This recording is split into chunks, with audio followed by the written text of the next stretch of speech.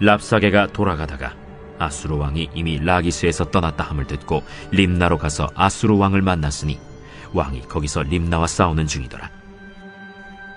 아수르 왕은 구스 왕 디르하가가 당신과 싸우고자 나왔다. 함을 듣고 다시 히스기야에게 사자를 보내며 이르되, 너희는 유다의 왕 히스기야에게 이같이 말하여 이르기를, 네가 믿는 내 하나님의 예루살렘을 아수르 왕의 손에 넘기지 아니하겠다 하는 말에 속지 말라. 아수르의 여러 왕이 여러 나라에 행한 바 진멸한 일을 네가 들었나니 네가 어찌 구원을 얻겠느냐. 내 조상들이 멸하신 여러 민족, 곧 고산과 하란과 레셉과 들라살에 있는 에덴 족속을 그 나라들의 신들이 건졌느냐.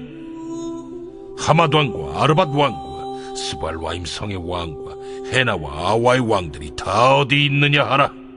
히스기야가 사자의 손에서 편지를 받아보고 여호와의 성전에 올라가서 히스기야가 그 편지를 여호와 앞에 펴놓고 그 앞에서 히스기야가 기도하여 이르되, 그룹들 위에 계신 이스라엘의 하나님 여호와여, 주는 천하 만국의 홀로 하나님이시라.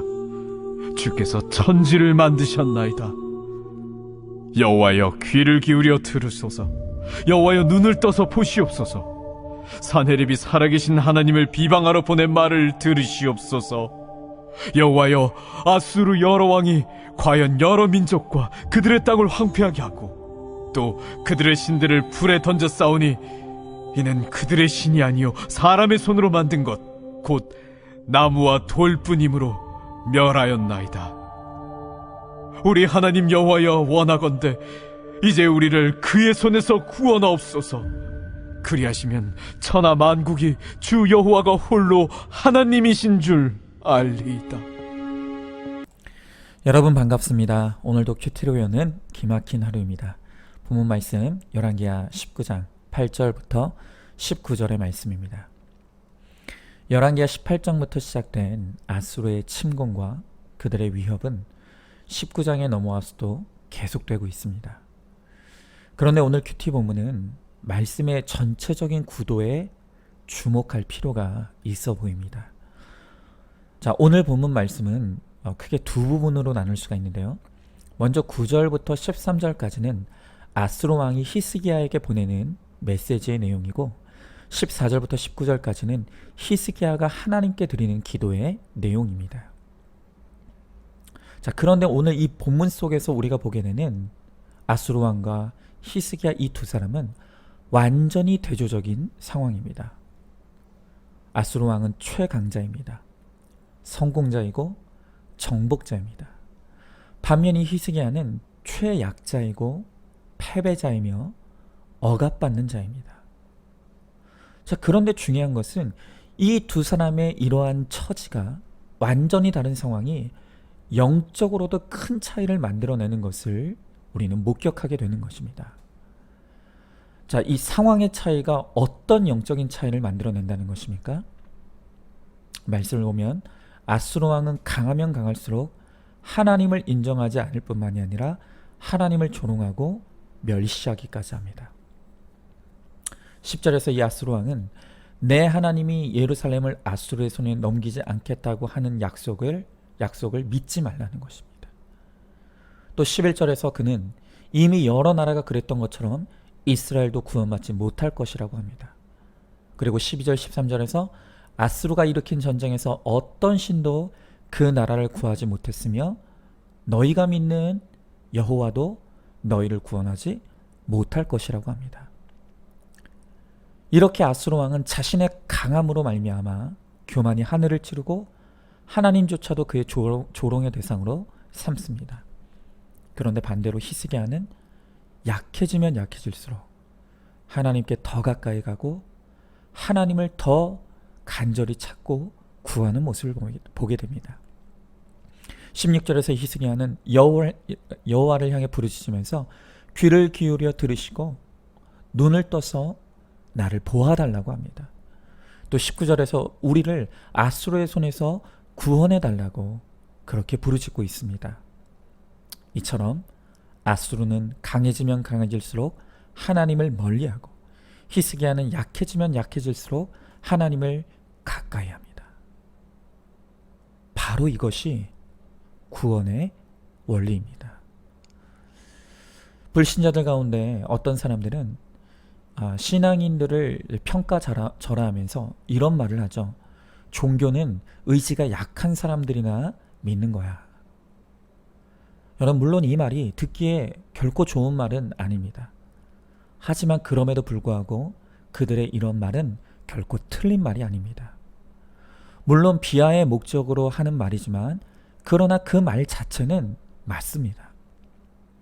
실제로 성경을 보면 하나님께서 한 사람의 구원의 역사를 시작하실 때 먼저 하시는 일이 있는데 그것이 바로 그를 약해지게 하시는 것입니다. 누구도 구원받기를 원한다면 이 약해지는 과정을, 하나님의 약하게 하심의 과정을 피해갈 수 없습니다. 하나님은 인생의 여러 고난과 사건과 문제를 통해서 우리로 하여금 내 존재의 약함을 깨우쳐 가게 하십니다. 그리고 내 힘만으로 결코 살 수 없다는 것을 절감하게 하십니다. 그리고 그것을 깨달은 사람들에게 복음이 들리게 하셔서 구원의 사람으로 만들어 가시는 것입니다. 여러분, 모세를 한번 생각해 보자고요. 그는 첫 40년을 당시 최강국인 애굽의 왕자로, 강한 자로 살아왔습니다. 그러나 하나님께서 그를 구원하시고 출애굽의 지도자로 쓰시기 위해서 가장 먼저 하신 일이 무엇입니까? 그의 힘을 빼더라는 것입니다. 그렇게 애굽의 왕자로, 강한 자로 살아왔던 딱 40년의 세월만큼 광야에서 목동으로 40년을 살게 하십니다. 그렇게 그의 힘을 빼시고 약한 자가 되게 하셨습니다. 그리고 드디어 하나님이 원하시는 데까지 그의 힘이 빠지고 약한 자가 되었을 때 그를 만나주시고 모세로 하여금 하나님만 의지하게 하셔서 하나님의 능력으로 사역하게 하시는 것을 우리는 보는 것입니다. 여러분, 신약에서 예수님이 친히 가르쳐 주신 팔복을 한번 생각해 보시기 바랍니다. 예수님은 팔복의 말씀을 통해서 이런 사람들이 복이 있는 사람이라고 말씀하시는데 그 예수님께서 말씀하시는 팔복의 사람들은 어떤 사람입니까? 가난하고 애통하고 온유하며 의에 줄이고 긍휼히 여기며 마음이 청결하고 화평케 하며 핍박받는 자입니다. 여러분, 여기 어디에 한 가지라도 강한 자의 모습이 있습니까? 오히려 하나같이 약한 자의 모습들입니다. 그런데 예수님은 바로 이것이 진짜 복이라고 말씀하시는 것입니다. 왜 그렇습니까? 우리가 약해야 주님을 만나고 구원이 임하기 때문입니다. 그래서 이 팔복을 한마디로 표현하라고 한다면 이 팔복의 복은 다시 말하면 약함의 복이라고 할 수 있습니다. 약한 것이 복이라는 것입니다. 저는 오늘 이 약함이 복임을 증거하는 한 사람을 우리가 함께 나누려고 합니다. 그 사람은 바로 이어령 전 장관입니다. 그는 대한민국의 지성이라고 불리울 정도로 매우 똑똑한 사람이었고 대학 교수, 문화부 장관, 그리고 베스트셀러의 작가의 삶을 살며 탄탄대로의 삶을 걸어온 사람입니다. 그는 그렇게 아수르의 왕처럼 강한 사람이었기에 나는 나의 지성을 믿는다고 외치면서 평생을 무신론자로 살아온 사람입니다. 하지만 하나님께서 그를 사랑하셔서 구원하시기로 작정하셨습니다. 그리고 그의 구원을 위해 먼저 찾아가신 곳이 바로 그의 딸입니다. 지금은 고인이 된 이어령 씨의 딸 이민아 목사님은 아버지보다 더 머리가 똑똑한 사람이었다고 합니다. 그래서 한국에서 대학을 졸업하고 곧바로 미국으로 유학을 가서 혼자 힘으로 법대를 졸업하고 미국의 연방 검사로까지 인용이 됩니다. 여러분, 이 정도면 얼마나 강한 사람인지 짐작이 되실 겁니다. 그래서 이 딸도 아버지와 마찬가지로 철저한 무신론자였습니다. 그런데 어느 날부터 하나님께서 이 딸을 먼저 구원하시기 위해 그의 힘을 빼는 사건들을 연이어 허락하십니다. 2번의 이혼과 큰아들의 죽음, 그리고 막내 아들의 자폐까지 겪게 되면서 이 이민아 씨는 자신이 얼마나 약한 자인지를 인정하고 두 손 들고 하나님 앞에 항복하고 나오므로 뜨겁게 하나님을 영접하게 됩니다. 그리고 이제 하나님을 만나게 된 이 딸을 통해 이제 하나님은 이어령 씨의 구원을 위한 역사를 시작하셨습니다. 이 딸이 그렇게 고난 중에 만난 하나님을 아버지에게 부지런히 증거하지만 그때마다 너나 잘 믿으라며 이 이어령 씨는 복음을 거부했다고 합니다. 그런데 이 정도로 안 된다고 판단하신 하나님께서 이제 이 딸의 망막을 찢어지는 사건을 허락하셔서 앞을 못 보게 되는 일이 벌어졌습니다.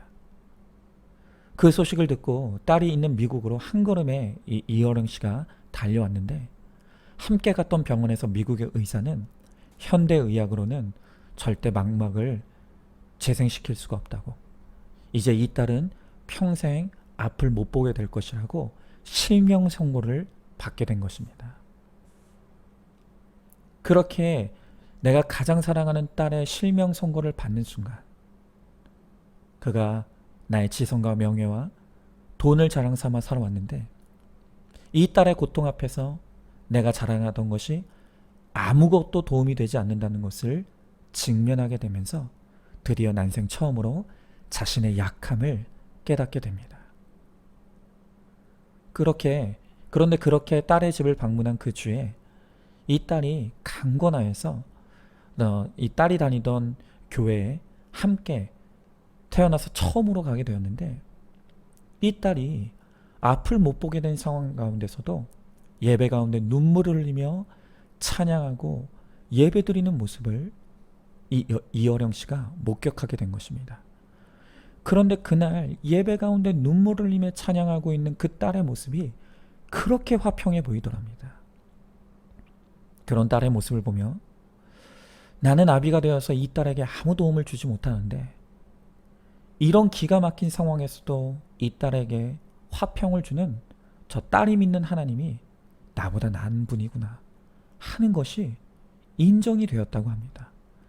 그리고 마침내 그날 그가 처음 출석했던 교회 바닥에 무릎을 꿇고 비록 믿음은 없었지만 그가 이렇게 기도했다고 합니다. 나는 아직 하나님을 믿지 못합니다.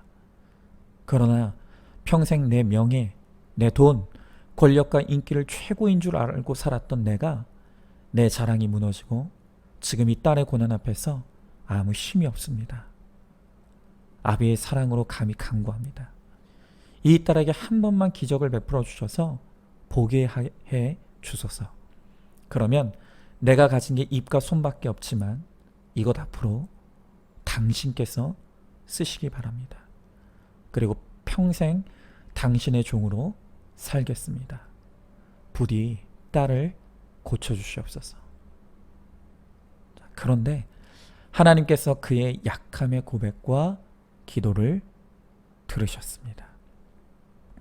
그래서 예배 후에 딸을 한국으로 데려와서 그 한국에 있는 병원에 데려갔는데 놀랍게도 망막이 찢어졌다 붙은 흔적도 없이 깨끗하게 회복되었다는 판정을 받은 것입니다. 그리고 거짓말처럼 다시 앞을 보게 되었다고 합니다. 그래서 이것을 체험한 이어령 씨는 그의 세례를 받고 이제 지성에서 영성으로 옮겨지는 삶으로 변화되어 그의 고백처럼 하나님을 증거하는 하나님의 종으로 부지런히 쓰임받는 삶을 살아가고 있습니다. 여러분, 이어령 씨와 그의 딸은 한평생 강자의 삶을 살아왔습니다. 그런데 내가 강할 때는 하나님을 거부하고 멀리하며 조롱하는 인생을 살아왔는데 그러나 하나님이 임하셔서 그들의 힘을 빼시고 그를 약하게 하실 때 비로소 하나님을 가까이 하게 되고 하나님의 구원의 선물을 받는 은총을 힘입게 되는 것입니다. 여러분, 별 인생 없습니다. 우리 모든 인생의 목적은 구원입니다. 내가 강하면 내 안에 하나님이 사실 수가 없습니다. 그러나 내가 약함으로 주님이 내 안에 사시고 주님이 우리 가운데 역사하심으로 우리가 주의 은혜로 온전케 되는 진짜 복과 행복을 누리게 되는 것입니다. 우리 모두가 우리 약함을 자랑하기를 원합니다. 약한 것이 복임을 깨닫기를 원합니다. 그러므로 말미암아 이제 내 안에 내가 사는 것이 아니라 주님께서 내 안에 사셔서 주님의 은혜로 온전케 되는 진짜 축복을 누리시는 저와 여러분 우리 모두가 될 수 있기를 주님의 이름으로 축복합니다. 질문해 봅니다. 나의 자랑은 나의 강함입니까? 약함입니까? 내 강함, 배우자의 강함, 자식의 강함만 구하며 구원에는 관심이 없지는 않습니까? 우리의 약함을 통해 하나님의 구원이 임한다는 것을 믿으시기 바랍니다.